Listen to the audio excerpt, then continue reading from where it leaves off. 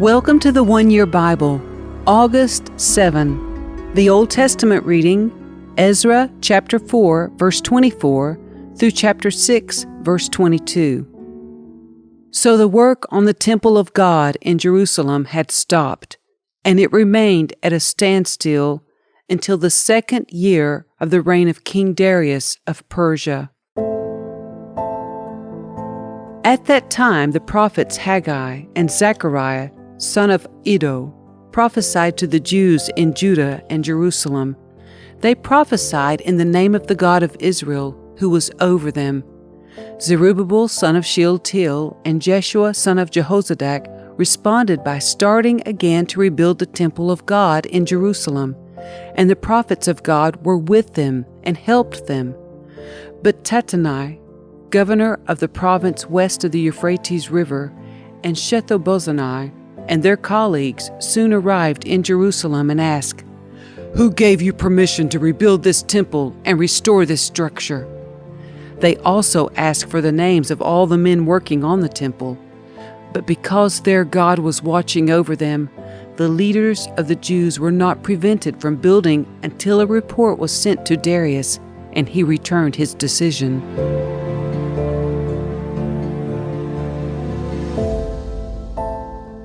This is a copy of the letter that Tattenai, the governor, Shethar-bozenai, and the other officials of the province west of the Euphrates River sent to King Darius.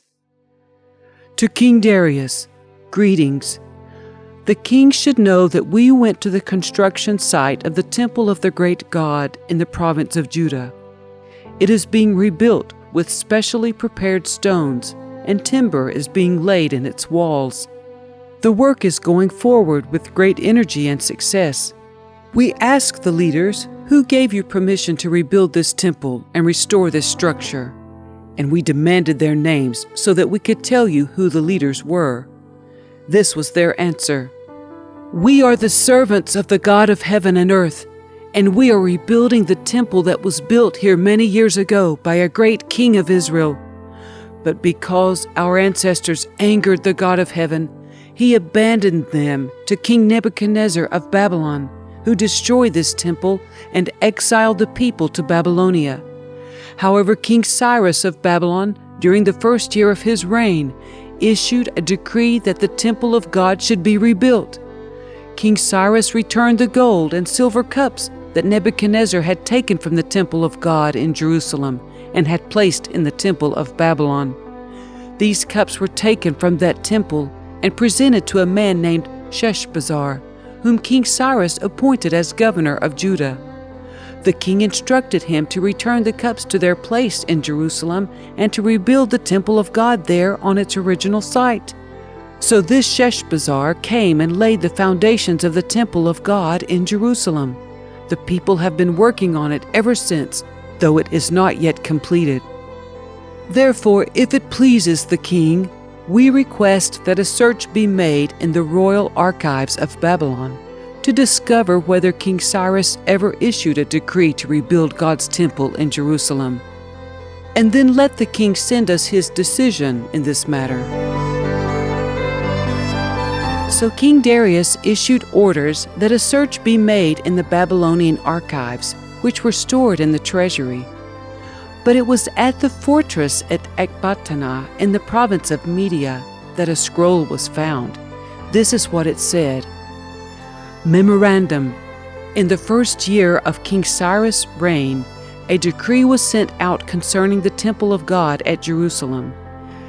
Let the temple be rebuilt on the site where Jews used to offer their sacrifices, using the original foundations. Its height will be 90 feet, and its width will be 90 feet. Every 3 layers of specially prepared stones will be topped by a layer of timber.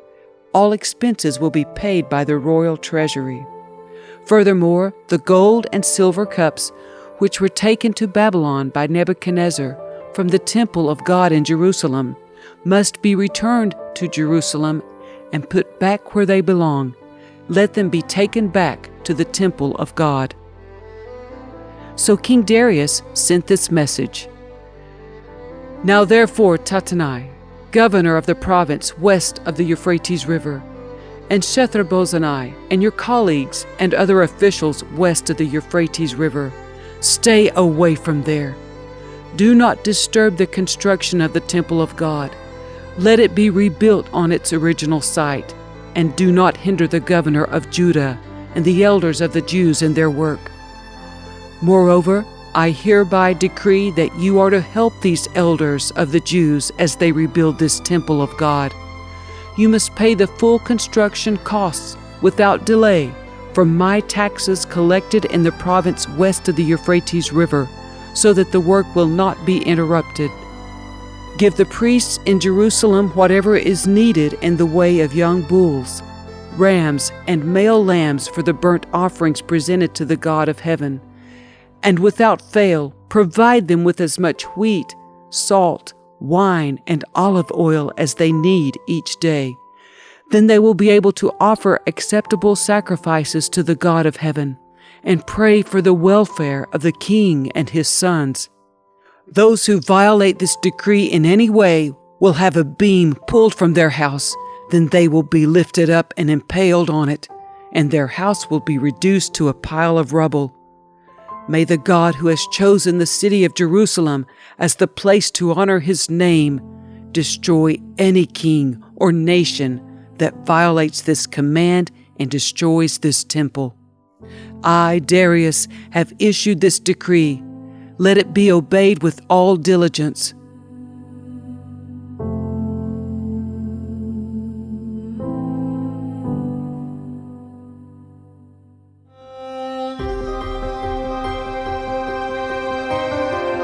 Tattenai, governor of the province west of the Euphrates River, and Shethar-bozenai and their colleagues complied at once with the command of King Darius.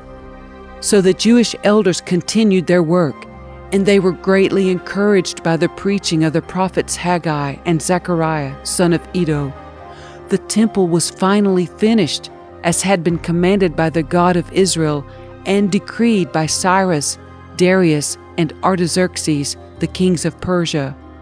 The temple was completed on March 12, during the 6th year of King Darius' reign. The temple of God was then dedicated with great joy by the people of Israel, the priests, the Levites, and the rest of the people who had returned from exile.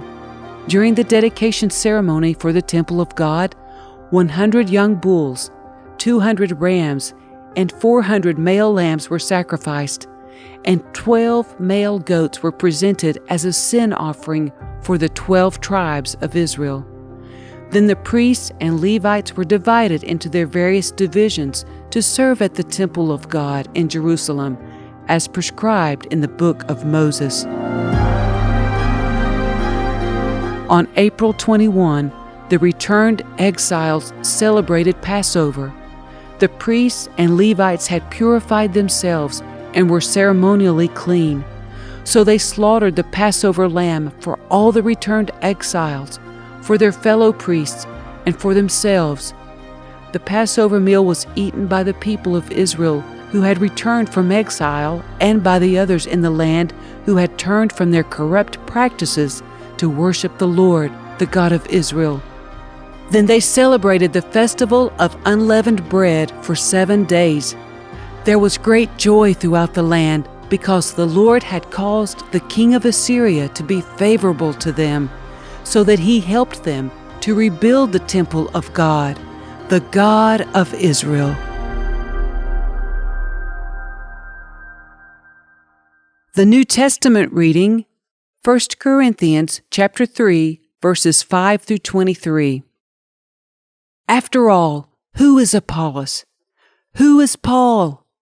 We are only God's servants through whom you believed the good news. Each of us did the work the Lord gave us.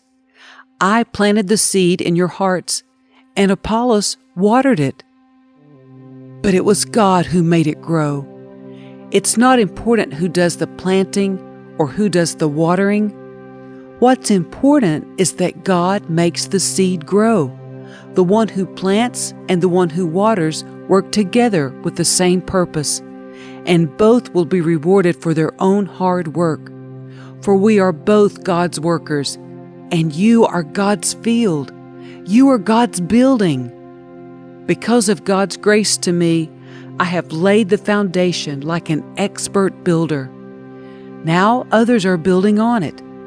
But whoever is building on this foundation must be very careful, for no one can lay any foundation other than the one we already have, Jesus Christ.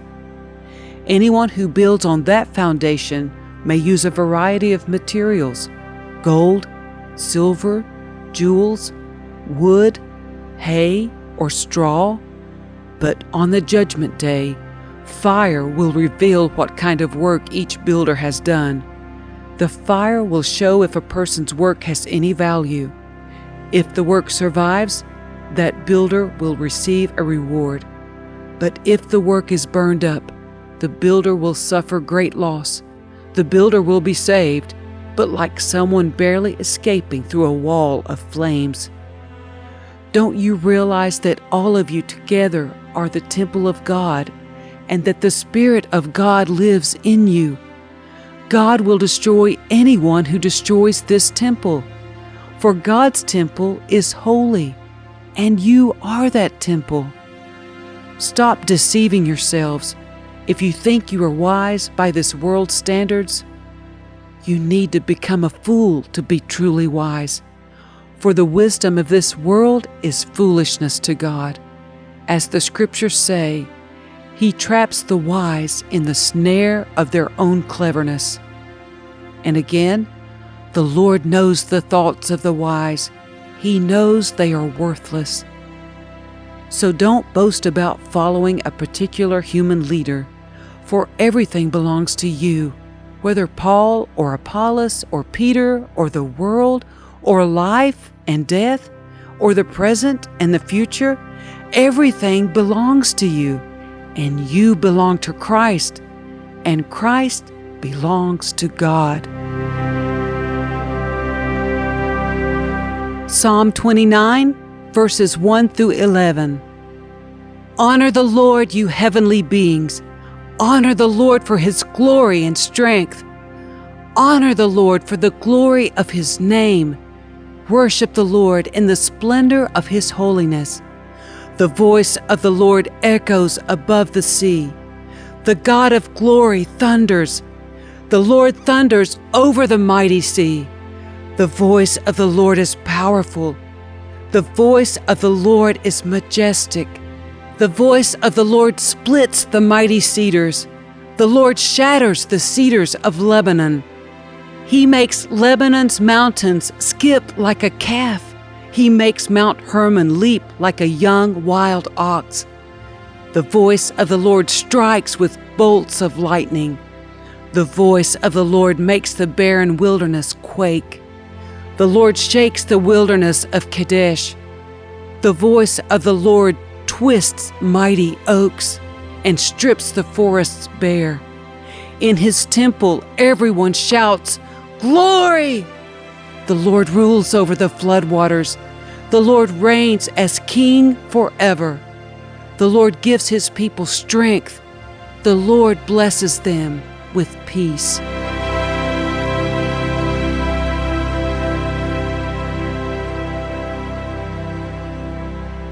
Proverbs 20, verses 26 and 27. A wise king scatters the wicked like wheat, then runs his threshing wheel over them. The Lord's light penetrates the human spirit, exposing every hidden motive.